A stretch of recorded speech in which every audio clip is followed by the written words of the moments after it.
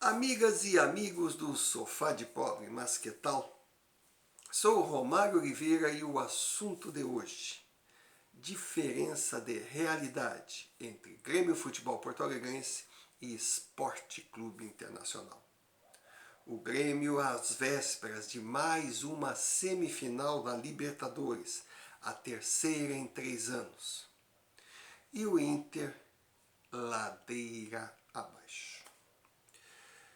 Furacão, Volta Olímpica, Beira-Rio lotado.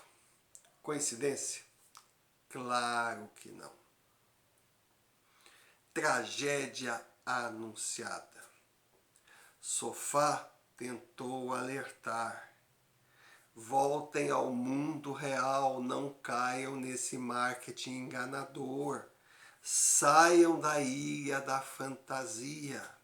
O time é mediano, envelhecido, dirigido por um técnico ainda inexperiente e não tem condição de ganhar uma competição nacional. Fomos criticados, fomos esculachados porque diziam que era coisa de gremista. Nada. Esse povo não entende. O futebol tem leis incoerentes para leigos, para réis mortais.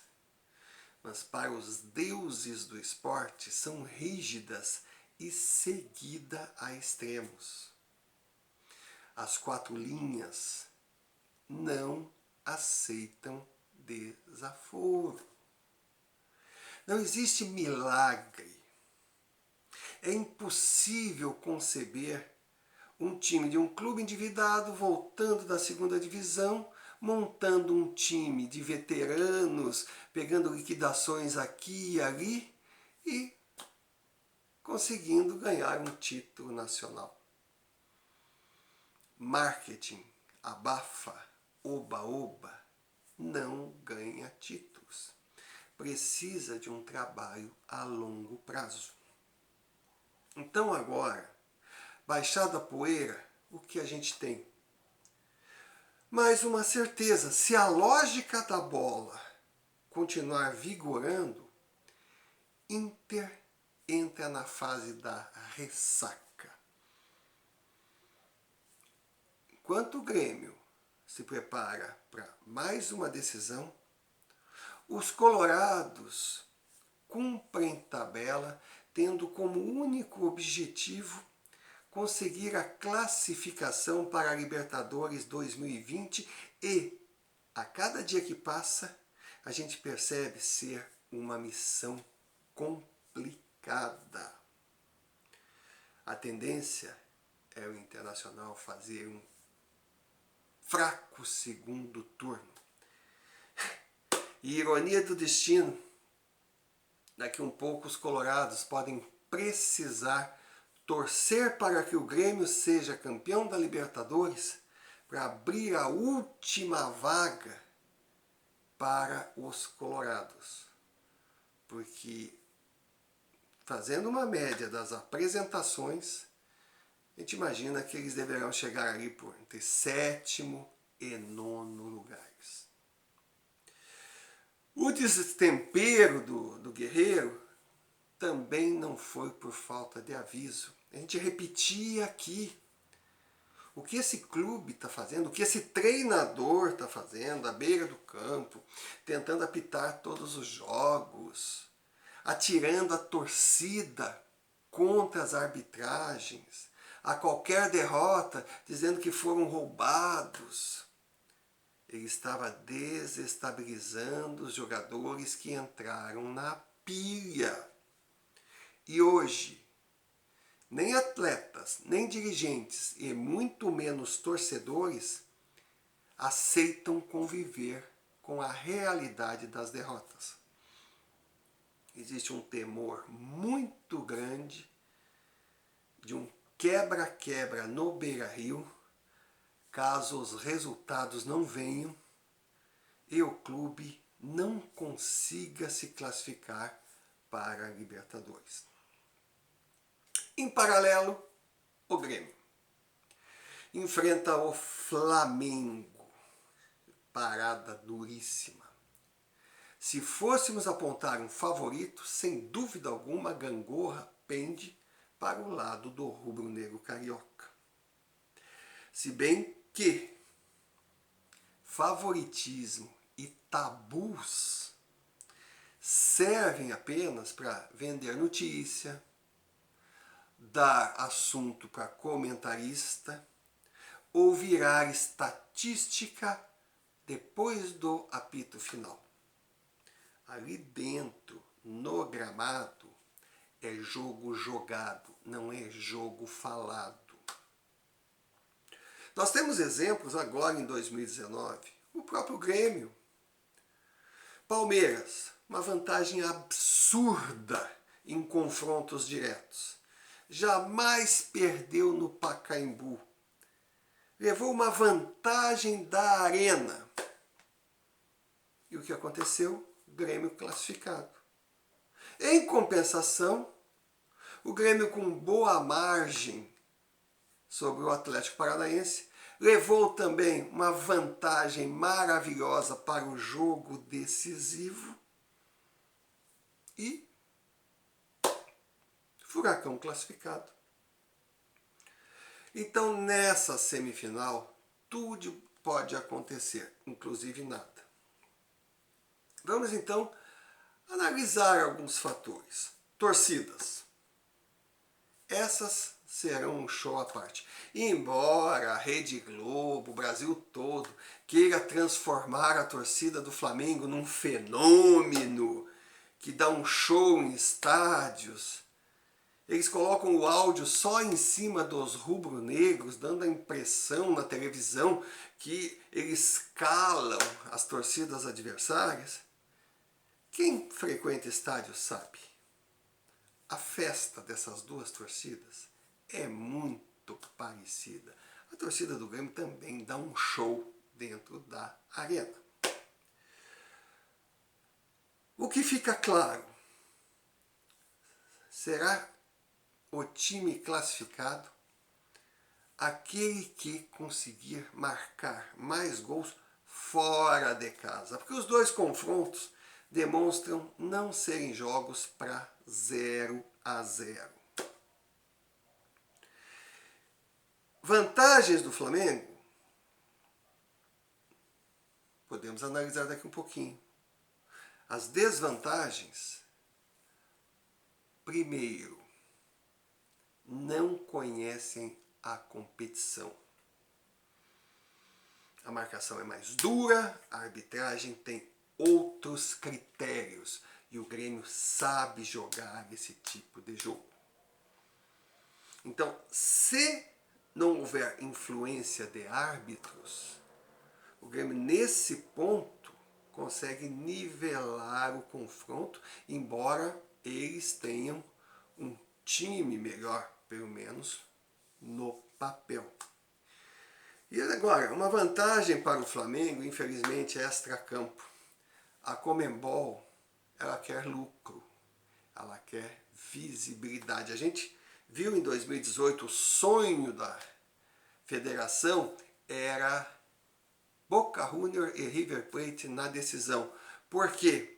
Porque mobilizam toda a América Espanhola. Conmebol ganhou rios de dinheiro. Quem atrapalhava os planos? O Grêmio. Aí deu no que deu. Na semifinal aqui dentro da arena, o Grêmio jogando por um empate, vencia de 1-0. O River empatou com um gol claramente com a mão. Não dá para conceber a possibilidade do VAR não ter visto. Eles deixaram passar. E o segundo gol do River foi uma mão do Bressan que o VAR enxergou. E agora, Flamengo versus River ou Boca Juniors também é um sonho de consumo. Porque com o apoio da CBF, com o apoio da Rede Globo, com todo o dinheiro em cima do Flamengo, uma decisão desse nível mexerá com a América Espanhola e a América Portuguesa. E quem está para atrapalhar os planos? Grêmio Futebol Porto Alegrense. Então existe um risco muito forte na arbitragem. Um ponto negativo para o Flamengo.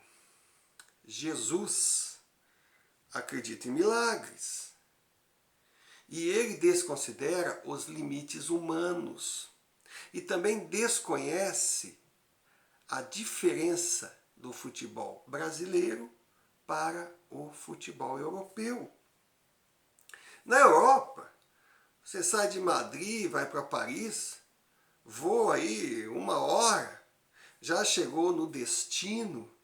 Existe uma organização maior nos aeroportos, o período de espera de voos é muito pouco, quase não há atrasos. Você sai de Madrid com 25 graus, chega em Paris com 25 graus. Aqui, você sai de Porto Alegre com 10 graus, chega no Rio de Janeiro com 40. E o inverso também acontece. O Campeonato Brasileiro desgasta mais o atleta. E o Jesus não fez um rodízio. O time do Flamengo está no limite. E a imposição física nos 2 jogos poderá ser uma grande vantagem para o tricolor. Setor por setor, os 2 goleiros são irregulares, podem fazer defesas maravilhosas, atuações impecáveis, como ter falhas inexplicáveis. Definitivamente não são o sonho de consumo das 2 torcidas. Laterais, no meu entender, 2 pontos fracos das 2 equipes. O Flamengo tem 2 grifes, mas 2 veteranos. E como já disse, no limite. Se para um jovem já é complicado, imaginem para homens com mais de 30 anos.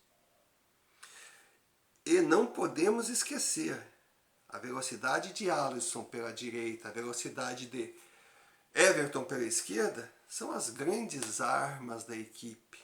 Então, pode ser por ali que o Grêmio encontre o caminho. Como também as laterais são pontos fracos do Grêmio. Porque depois da lesão de Leandro, nós temos um lateral que é bom no apoio, mas já mostrou grandes limitações no defender.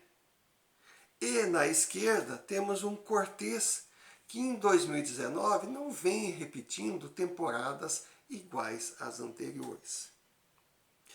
Do meio para frente, aí começa a vantagem rubro-negra. No meio, o Grêmio dependerá fundamentalmente de Luan, voltando a jogar a bola que o consagrou o melhor da América, e Tardelli para dar movimentação ao meio.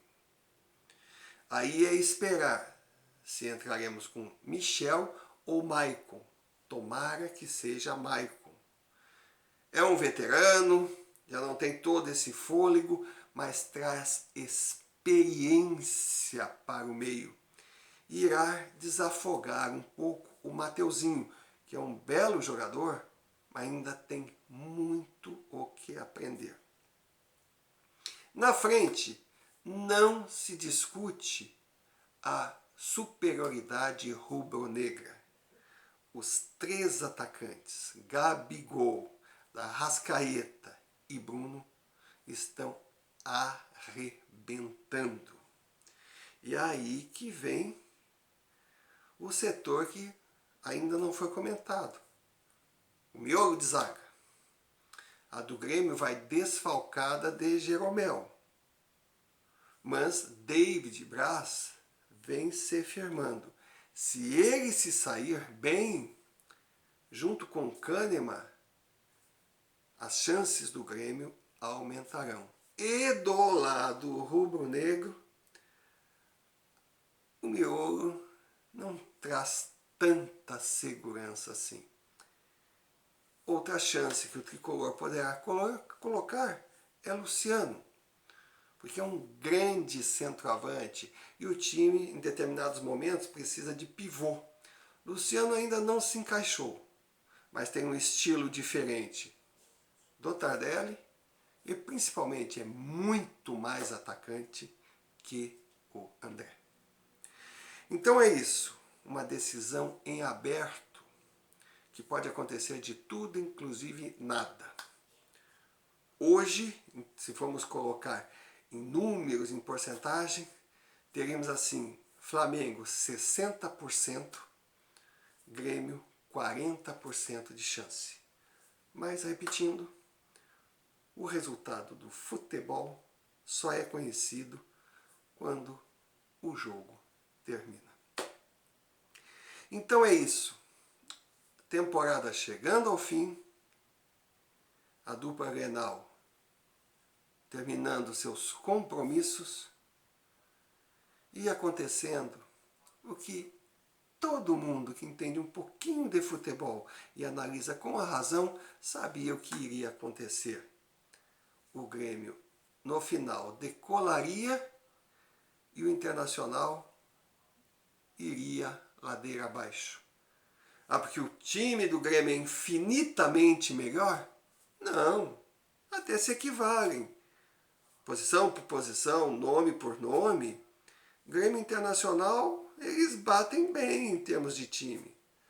Só que o Grêmio é um time, tem uma base, um trabalho a longo prazo. Os jogadores se conhecem, os jogadores sabem o que o treinador quer. O treinador criou opções de jogadas. Já o Internacional são 11 jogadores que foram colocados ali para vender a imagem do que definitivamente ainda não são. Esse time do Colorado, na mão de um bom técnico, tarimbado, se esperássemos aí 1 ou 2 temporadas, seguramente seria realmente favorito.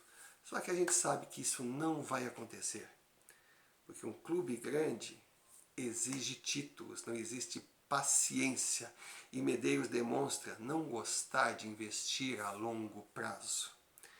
Então, corre-se também o risco do Inter desfazer esse time e começar tudo do zero, principalmente porque o clube está endividado e precisará fazer dinheiro.